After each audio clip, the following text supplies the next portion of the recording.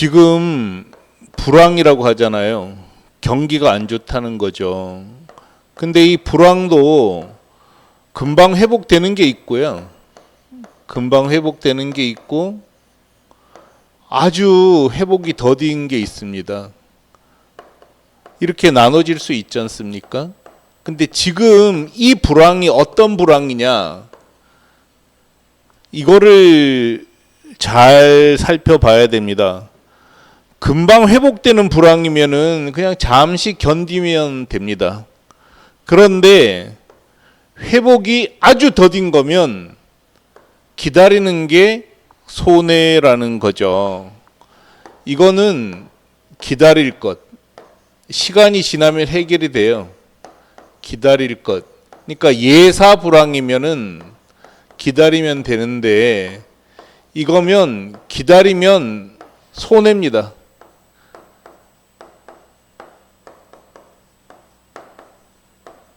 근데 지금 불황은 어떤 불황일까요? 진단이 다 다를 겁니다. 근데 저는 지금 온 불황은 잃어버린 30년, 10년 혹은 30년의 시작점이라고 생각을 합니다.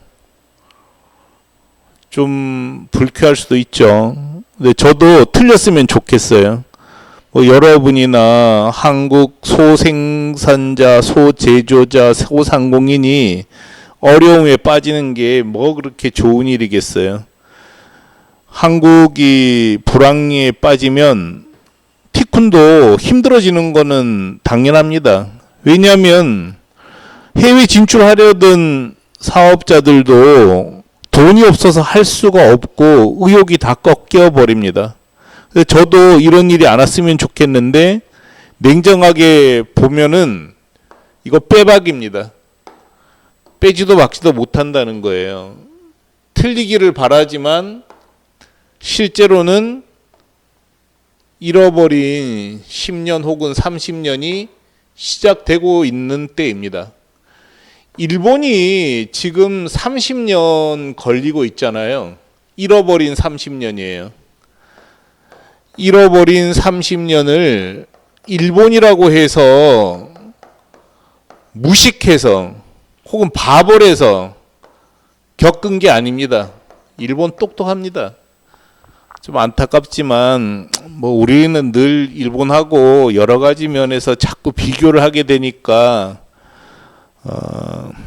말하기가 늘 조심스러운데 어쨌든 일본이 무능해서 잃어버린 30년을 겪는 게 아니라는 거예요. 문제는 주짓수의 초크처럼 빠져나오기 너무 어려운 구조 문제였다는 거죠. 불황이 안 오면 고맙습니다. 자, 10년 혹은 30년에 잃어버린 30년이 안 오면 고맙지만 각자는 온다고 생각하고 대비해야 됩니다. 대비할 방법이 없죠. 그렇지만 티쿤은 대비할 방법이 있기 때문에 말씀을 드리는 겁니다. 진짜 유비무환입니다. 대비를 하지 않으면 정말 큰 코 다친다는 거죠. 지금 한국 정부가 개인 가난을 결코 구제해 주지 못합니다. 각자 도생이라는 말이 지금처럼 절실한 때가 없어요.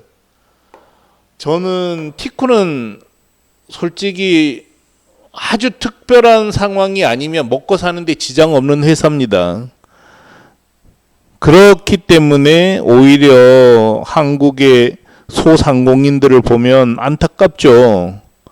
각자 도생해야 되는데 지금 왜 이 불황이 오고 있는지를 모르니까 그냥 옛날처럼 생각하고 있는 게 너무 안타깝습니다. 자, 지금 한국 불황은 일단 서민들에게 돈이 마른 게 가장 큰 원인이죠. 내수가 없잖아요. 내수 부진은 이거 심각한 겁니다. 특히 한국처럼 인구가 7천만 명도 안 되는 나라에서 안 그래도 내수가 없는데 돈이 없으니까 내수가 풀릴 여건이 안 되는 거죠. 청년들 돈 없어요. 할 마땅한 일도 없습니다. 이게 너무 무섭다는 거죠. 청년들 중에서 대기업에서 일할 수 있는 사람은 10%가 안 됩니다. 청년들더러 중소기업 들어가서 노력하라. 이거는 말씀하시는 그분이 중소기업에서 일할 각오가 돼 있는지를 생각해 보면은 답이 나옵니다. 아니 집값 올라가는 거 보고 교육비 들어가는 거며 육아비 생각하면은 중소기업에 들어가면은 굶는 게 뻔한데 그렇게 굶으나 그냥 아르바이트하고 사나 차이도 없단 말이에요. 아르바이트 하면서 혹시라도 올 기회를 노리는 게 더 현명하니까 청년들이 소기업에 안 들어가는 거잖아요. 누구를 탓하겠어요? 청년들 비난하면 절대 안 됩니다. 오히려 똑똑하다는 거죠. 청년들에게 일할 기회를 못 주고 있는 나라가 안타까운 겁니다. 자, 50대도 이제 50대가 넘으면 주직장에서 강퇴당합니다. 벌써 너무 이 50대가 넘으면 주식장에서 강퇴당하니까 돈을 쓸 수가 없어요. 겁나잖아요. 작년에 자영업자 100만 명이 폐업했어요. 100만 명 가족 딸리면 300만 명이 진짜 빈곤층으로 전락해버린 겁니다. 600만 명 자영업자 중에서 20%만 월급을 가져가요. 근데 그 월급이 150에서 200만 원 밖에 안 됩니다. 이 150에서 200만 원으로 인테리어도 새로 해야 되고 폐업도 대비해야 됩니다. 여기서 다 써야 돼요. 무슨 돈이 있어서 쓰냔 말이죠. 이것만 해도 벌써 1000만 명이잖아요. 인구에 1000만 명은 아니네요. 뭐 이거 포함이 됐으니까. 어쨌든 이 청년들 50대 넘는 사람들 이걸 다 따지면은 돈이 있냔 말이에요. 돈이 없어서 큰 그 내수가 사라진 거죠. 근데 이게 회복이 되겠어요? 전 이거 회복 안 된다고 생각합니다. 그래서 너무 무섭다는 거고요. 중소제조업체도 지금 무너지고 있잖아요. 중소제조업체. 제조업은 어느 나라나 삶의 근거입니다. 제조업이 무너지면은 유통인들 견딜 재간이 없어요. 자, 제조업을 뒷받침하는 내수 부진합니다. 다 가난하니까요. 여기다가 요즘 테무, 알리익스프레스 공격으로 정말 한국 중소 제조업체가 죽을 지경이란 말이에요. 어떻게 살아요? 테무하고 알리익스프레스 공세. 정말 답답한 겁니다. 전체 제조업체 중에 99%가 중소제조업체란 말이에요. 50만 개 이상이고요. 제조업 전체 고용의 75% 이상을 감당하고 있습니다. 제조업 수출 중 30 내지 40%를 맡고 있어요. 이 제조업체가 지금 무너진단 말이죠. 지금 10곳 중에서 6곳 이상이 경영 상태가 더 나빠졌어요. 어떻게 견뎌요? 기업해본 분들은 알겠지만 재무 상태가 조금만 나빠져도 흑자가 나고 있어도 조금만 나빠져도 진짜 잠을 못 이룹니다. 그 다음엔 어떻게 될까 걱정이 된단 말이에요. 이건 해본 사람만 압니다. 그래서 이런 상황이죠. 거기다가 지금 50세 이상 인구가 2,400만 명이잖아요. 50세 이상 인구가 2,400만 명입니다. 2035년이 되면 3,000만 명이 돼요. 이 대부분이 잠재 창업자입니다. 제가 언젠가도 말씀드렸지만 자영업 시장에 밀려 들어간다고요. 사람들이 할 게 없어요.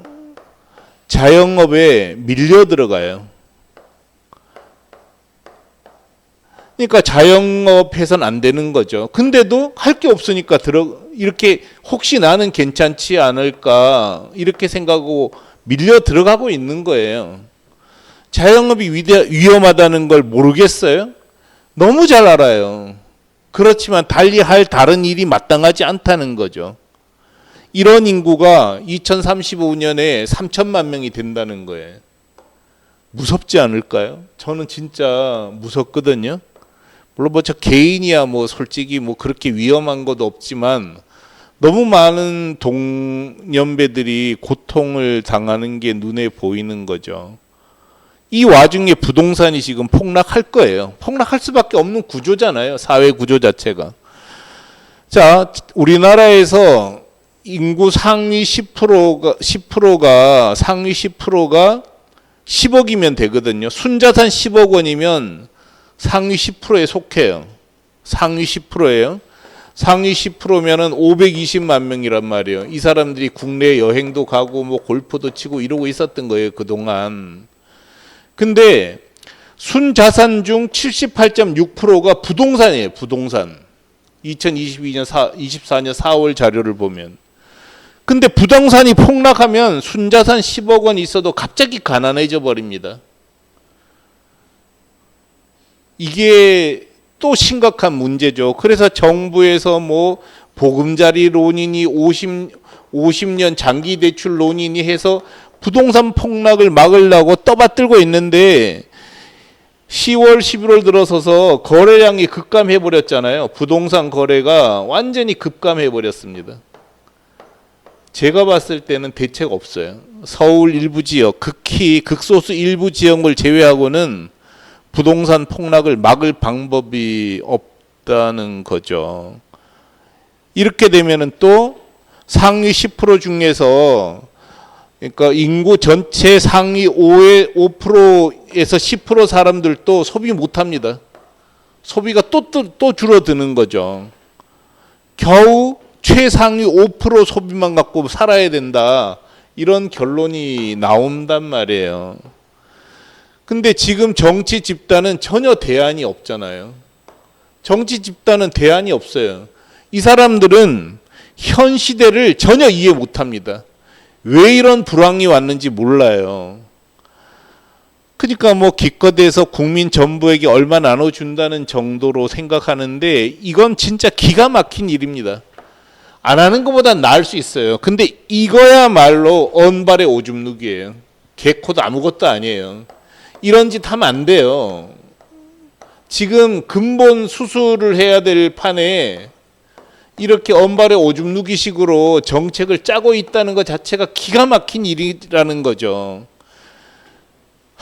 정말 현 정부는 더 하고요. 현 정부는 뭐 개코도 지금 정치는 꿈도 꾸지 못하는 거죠. 자기 생명이 위태로운 판에 지금 뭐 이 상태로 뭘 되겠어요. 정치에 관심을 기울일 틈이 없는 거죠. 아무 대안이 없다고요. 인플루언서들도 유튜버 인플루언서들도 뭐 대안도 없는 얘기 하는 거예요. 뭐 경제가 대공황에 직면해 있으니까 현금 아껴라. 뭐 아낄 현금도 없는 사람들한테 무슨 소리 하냔 말이에요. 이 사람들은 서민들 전혀 이해 못 합니다.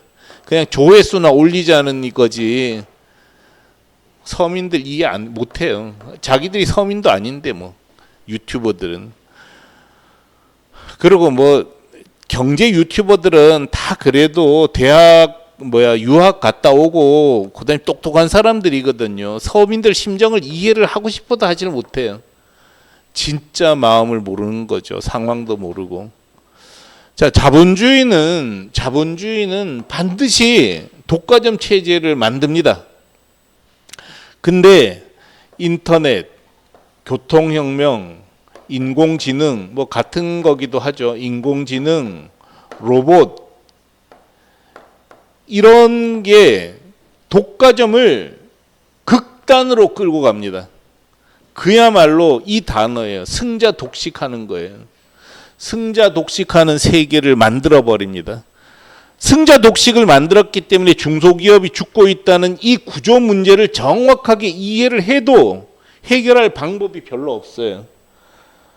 정말 도도히 흐르는 저 장강물을 어떻게 막겠습니까? 막을 방법이 없습니다. 근데 이해조차 못하니까 돈 몇 푼 나눠준다는 이런 진짜 되지도 않는 정책을 내는 거예요. 어떤 사람은 반도체, 생명공학, 바이오 산업, 우주 산업이 한국 경제를 풀어줄 거라고 생각하는데 이거 백날 해봐도 서민들에겐 결코 성과가 돌아오지 않습니다. 물론 진짜 콩고물 떨어뜨리듯이 조금 떨어질 뿐이지 이거 발전시키는 동안 서민들은 더 죽어납니다. 이런 걸 이해를 해야 된다는 거죠. 더군다나 이게 한국이 인터넷 강국이어서 오히려 부메랑을 세게 맞고 있는 거예요. 지금 이 승자 독식 구조는 인터넷, 인공지능, 교통혁명, 로봇이 만들어낸 거거든요. 여기에 뭐 로봇 이런데 자율자동차도 다 여기에 포함되는 거죠. 이게 만들어낸 건데 한국이 응용 분야에서는 굉장히 인터넷 강국이잖아요. 이러다 보니까 한국이 다른 나라에도 다 이런 문제가 오지만 인터넷 강국이기 때문에 오히려 심한 부메랑을 맞고 있는 겁니다. 이건 세계 모든 나라에 마찬가지로 적용이 되는 건데 인터넷이 굉장히 발전한 한국이 더 세게 맞고 있는 거예요. 정말 그래도 서구는 말이죠. 다른 나라는 고령 사회가 오는데 150년이 걸렸어요. 한국은 50년도 안 걸렸습니다. 한때는 막 그 묘지 때문에 난리가 났다 그랬잖아요. 전국이 묘지로 뒤덮인다. 지금 뭐 전부 98%가 화장률이 98%가 화장하는데 뭐 급변한단 말이에요. 급변. 그러다 보니까 지금 한국은 복지를 준비할 시간이 없었어요. 나라가 가난을 구제하지 못합니다. 인구가 이렇게 3,500만 명이 50세 이상 된다는 걸 꿈엔들 생각했겠어요? 당시만 해도 덮어놓고 나타보면 거지 신세 못 면한다 이런 그 슬로건이 있었잖아요. 표 덮어놓고 나타보면 거지 꼴을 못 면한다. 아주 유명한 표였죠. 진짜 잘 만든 거였는데 이게 갑자기 나라를 망치는 표가 될 줄 누가 알았겠어요.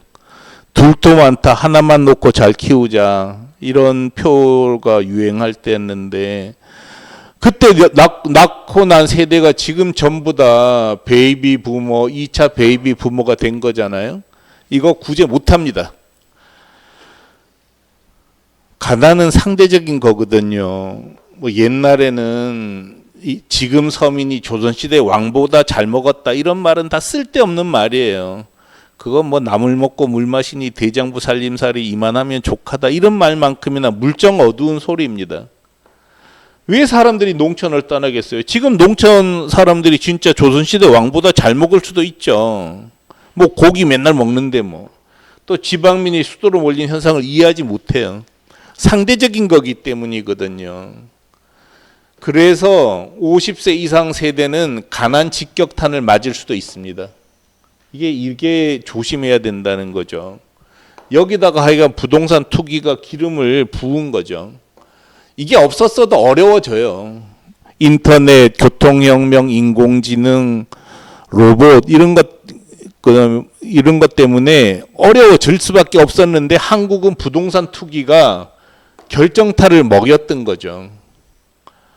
지금 모두 빚더미 앉아 있잖아요. 강남에 아파트 전부 자기 돈 주고 산 사람이 몇 명이나 되겠어요. 거기 젊은 사람들도 다 소유하고 있거든요. 다 빚이잖아요, 빚.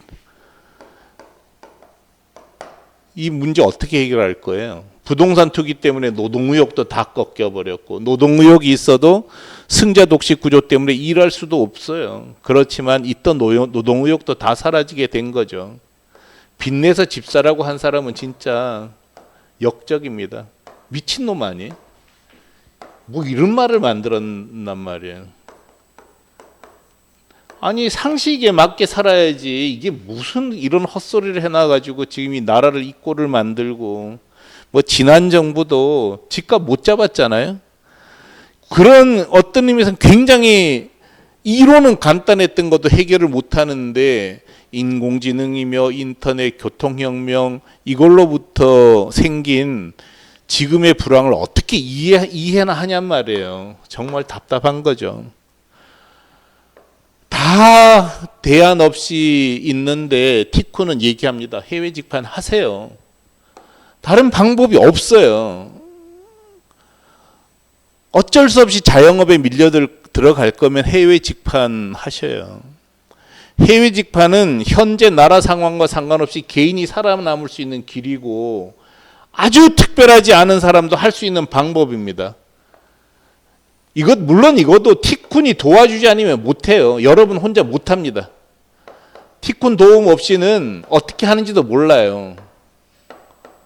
없으면 못합니다. 티쿤이 있으니까 이거 할 수 있는 거예요. 이걸 이해하셔야 됩니다. 대신에 티쿤 정말 나라에서 상줘야 되는 기업입니다. 해외 직판하는 방법을 이렇게 잘 정리해서 소상공인들에게 알려주는 회사가 전 세계에 없습니다. 티쿤은 이 길은 확실히 압니다. 그래서 권하는 거고요. 해외 직판으로 티쿤이 성공했고 여러 회사가 성공하는 걸 도왔습니다. 1,000만 불 수출에 탔잖아요. 해마다 230억 이상 해외에 팔고 있잖아요. 제발 하셔요. 보면은 이렇게 티쿤 도움을 얻은 회사가 절대 다수지만 그렇지 않고도 이렇게 해외에 나가서 성공한 회사들이 많습니다. 하시기 바랍니다. 자, 하여간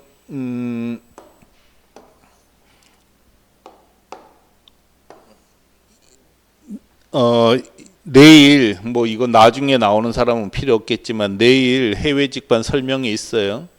못 오시는 분들을 위해서 동영상 생중계도 합니다. 동영상 아무래도 그거로 보는 건 힘들더라고요. 직접 물어볼 수도 없고. 그래도 어쨌든 못 오시는 분을 위해서 동영상 생중계 합니다. 자, 여기 해외 직판 단톡방에 들어와 있으면은 내일 11월 19일 오후 3시 50분쯤 동영상 중계방 주소 이렇게 알려드릴 거예요. 단톡방에 들어와 계시기 바랍니다. 그리고 지금 교재는 이 밑에 동영상 밑에 링크 걸어 놨어요. 링크 보시고 천천히 읽어 보시기 바랍니다. 정말 여러분이 에게 해외 직판은 정말 좋은 해결 수단이 될 수 있습니다. 티쿠는 강추합니다. 꼭 참여하시기 바랍니다.